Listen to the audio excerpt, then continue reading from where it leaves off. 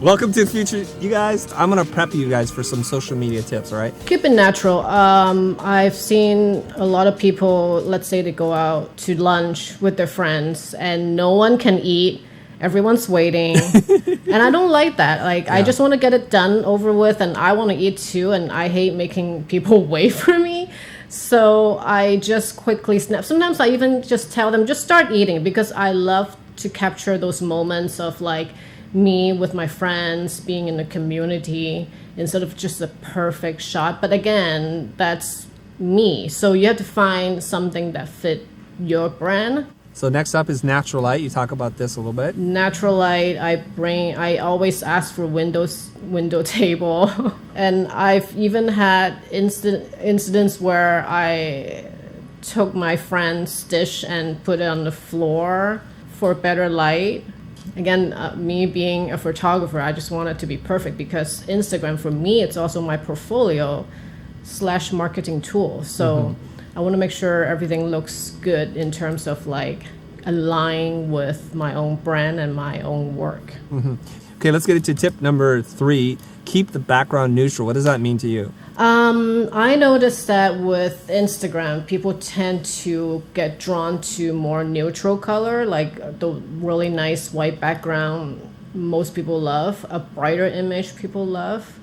In terms of tone, if you have more a blue tone in it, people are more likely to like your pictures. The next point here is express your true self. So that's also important. I don't believe in trying to be someone else. I think a lot of people see that, oh, this person do really well, I'm just going to copy exactly what they're doing.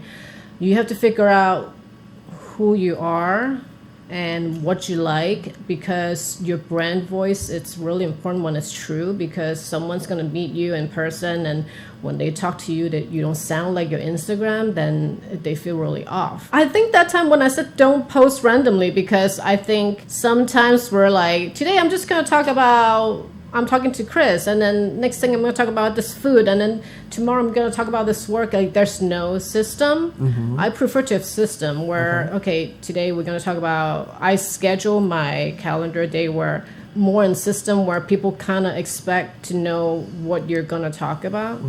While if you do it randomly, it's really hard for people to find a connection, to figure out what you're all about.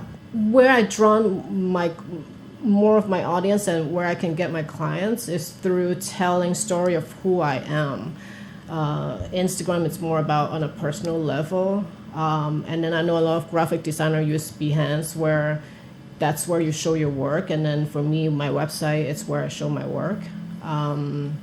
So each social media platform is different, and you should use it differently. That way you can connect with the right people and more people. And I think a lot of the graphic designers that we see are not having a lot of followers is because people just want to know who you are. And on top of that, yes, they do want to see your professional work. So it's you have to find a right medium to talk about things.